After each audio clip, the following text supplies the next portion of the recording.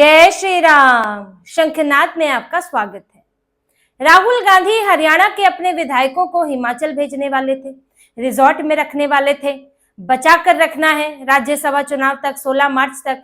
लेकिन इस सब से, इस छुपन छुपाई से पहले ही उनके विधायक गायब हो गए। 5 विधायक। एक महत्वपूर्ण मीटिंग इनकी हुई चंडीगढ़ में, विधायक दल की बैठक हुई जिसमें 5 विधायक गायब हुए, नहीं नजर आए। इस मीटिंग में विधायक दल के नेता भूपेंद्र हुड्डा, इस मीटिंग में थे प्रदेश अध्यक्ष राव नरेंद्र सिंह, हरियाणा कांग्रेस के प्रभारी बीके हरि प्रसाद, सब बड़े बड़े नेता शामिल थे। सभी विधायकों को बुलाया गया था, लेकिन उसमें से 5 नहीं आए, मात्र 32 आए। और इन 5 को अब कांग्रेस ढूंढ रही है कि गए कहां, क्यों नहीं आए। सवाल पूछे जा रहे हैं क्योंकि डर सता रहा है कि यही तो है 5-6 विधायकों का खेल। इनके पास जो इस वक्त है, इनको 31 चाहिए, इनके पास है 37, 6 ही तो अतिरिक्त हैं, 5 गायब।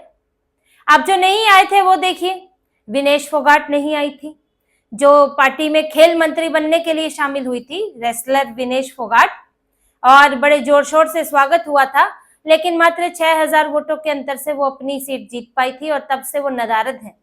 वो राजनीति में, वो सिर्फ संसद में, विधानसभा में आई अपने 4 करोड़ रुपए मांगने की, जो क्योंकि वो दूसरे नंबर पर रही थी और रिटायर हुई है, उसके लिए जो भी पैसा मिलता है तो पैसे मांगने आई थी। उसके बाद से तो वो दिखती नहीं है। कहाँ है विनेश फोगाट?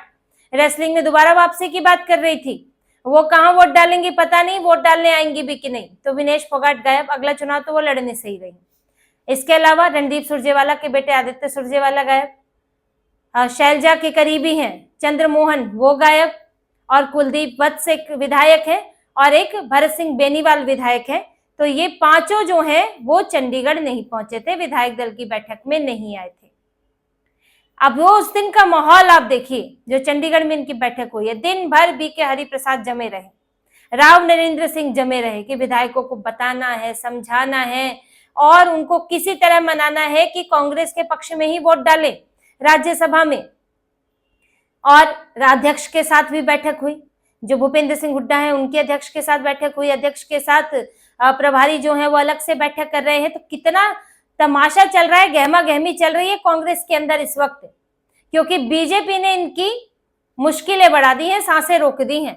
2 सीट है मात्र। अब बीजेपी उसमें से 1 सीट तो बहुत आराम से जीत सकती है, लेकिन 1 सीट के लिए कांग्रेस के पास पूरी संख्या है। पर बीजेपी ने यहाँ पर एक निर्दलीय को सपोर्ट दे दिया है, सतीश नांदल उनका नाम है, और वो 3 इंडिपेंडेंट के सपोर्ट से पहले ही अपना नामांकन कर चुके हैं। भाजपा समर्थन दे चुकी है। भाजपा के पास 48 वोट है, यानी 48 विधायक है। अब 31 चले भी जाते हैं तो 17 बचते हैं। अब 17 के 17 का सपोर्ट जाएगा सतीश नांदल को। सतीश नांदल के पास 3 इंडिपेंडेंट का सपोर्ट भी है, तो वो 20 बना लेंगे। अब 2 है आईएनएलडी, अगर आईएनएलडी आ गई तो फिर उनके पास हो जाएंगे 22। उनको क्या चाहिए होंगे? मात्र 9। और यहां से कांग्रेस की धुकधुकी बनी हुई है कि 9 कहीं उधर खिसक के चले गए तो हमारी तो कमी पड़ जाएगी, उनका पूरा हो जाएगा।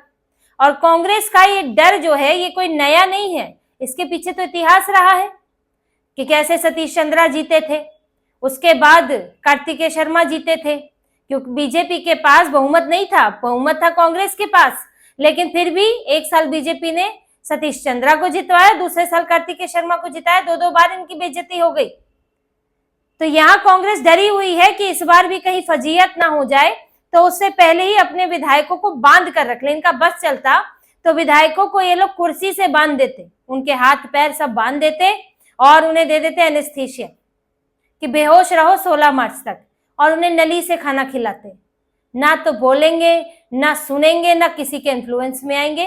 सीधे उनकी आंख खुलती ही कहाँ? विधानसभा के अंदर, राज्यसभा के अंदर, जहां संसद में, और वो होश में आते और सीधे वोट डालते। वोट भी है, या फिर वो होश ही में ना आए और उनकी जगह उनके हाथ से वोट भी ये डलवा दें। कांग्रेस का बस चलता तो वो ये कर लेती, क्योंकि जितनी जद्दोजहद इन्हें करनी पड़ रही है और उसके बावजूद भी 5 विधायक गायब हो गए, तो वो इनकी दयनीय स्थिति दिखाता है कि कांग्रेस किस तरह से टूटी फूटी है। इनके विधायक, इनके नेता इनके बस में नहीं है। इसलिए ये हिमाचल की प्लानिंग कर रहे हैं, हिमाचल या कर्नाटक में ले जाने की। अभी तो वैसे तुरंत की बात आ रही थी, लेकिन फिर वो टल गया। उससे पहले फिर ये विधायक दल की बैठक की इन्होंने। 13 तारीख को एक रात्रि भोज है, उसमें सभी विधायकों को बुलाया जाएगा, उनकी पसंद पूछी जाएगी कि भाई कर्नाटक जाना चाहते हैं कि हिमाचल जाना चाहते हैं, कहाँ छुट्टी मनाना चाहते हैं।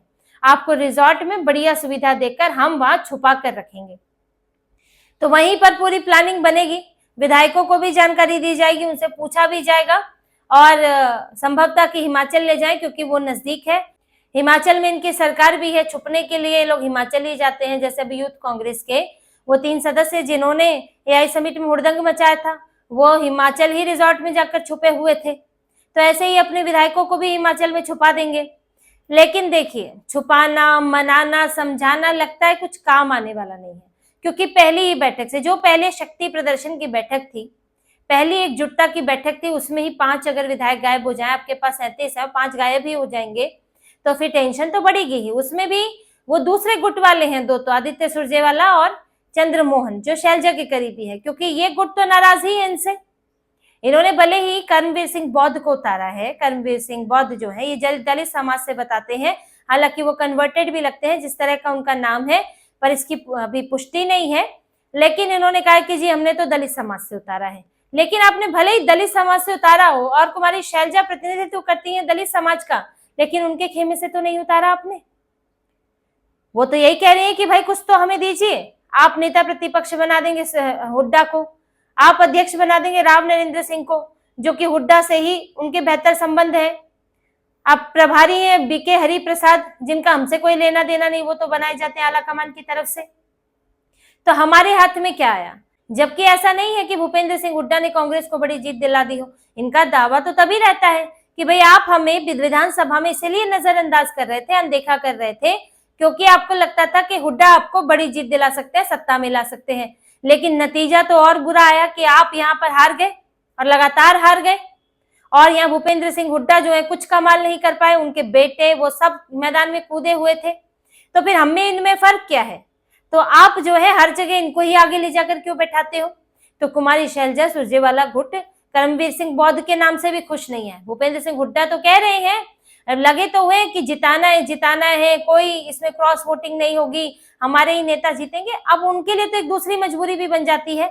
उनके गुट का तो व्यक्ति नहीं लिया गया है, लेकिन देखिए उनके नेतृत्व में चुनाव हो रहा है, हुड्डा के पास जिम्मेदारी है अभी भी हरियाणा कांग्रेस की। अगर कोई जीत होती है तो वो हुड्डा के नाम पर चढ़ेगी, हार होती है तो भी हुड्डा के नाम पर पर्ची फटेगी।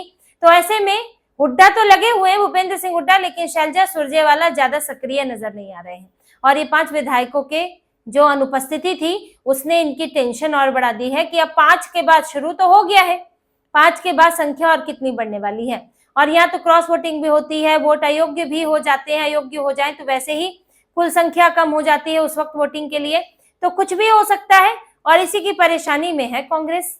एक टेंशन कांग्रेस की और बढ़ गई है, और इसकी वजह है हरियाणा महिला कांग्रेस की महासचिव सुचित्रा सिंह और उनके पति गौरव कुमार ने आरोप लगाया है कि कांग्रेस के आला नेताओं ने, बड़े नेताओं ने, दिल्ली के नेताओं ने उन्हें विधानसभा का टिकट देने के लिए उनसे करोड़ों रुपए लिए हैं। और ये संख्या 7 करोड़ तक सामने आ रही है बीजेपी के हवाले से कि 7 करोड़ रुपए दिए उन्होंने। लेकिन यहाँ सुचित्रा सिंह और गौरव कुमार खुद आगे बढ़कर बोल रहे हैं कि हमें बावल विधानसभा का टिकट देने का वादा किया गया था और इसके लिए हमसे करोड़ों रुपए मांगे गए थे, हमने वो पैसे दिए भी, पर हमें टिकट नहीं दी गई और हमारे साथ धोखाधड़ी हुई। उन्होंने आरोप किस किस पर लगाया है? केसी वेणुगोपाल के पीए के सुरेश और प्रियंका वाड्रा और उनके पीए।